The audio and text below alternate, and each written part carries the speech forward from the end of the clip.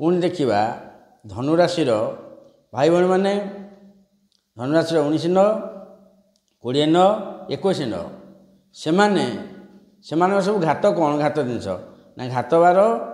6 शुक्रवार शुभ काम करतुनि घात तिथि तृतीया अष्टमी त्रयोदशी घात मास 1 7 1 है कौन जानुरी 7 है जुलाई अशुभ मास अशुभ चंद्र है मीन चंद्र घात मान अशुभ मीन चंद्र जो 5 थे शुभ काम करेंगे घात रंग है धला धला रंग हूँ अशुभ घात नक्षत्र है दिजा दिजा नक्षत्र 2 1 जब आपणकर मीन राशि 26/12 2 1 सांग जुटिला सांग दरकार नहीं असुविधा हे घात लग्न हूँ धनु लग्न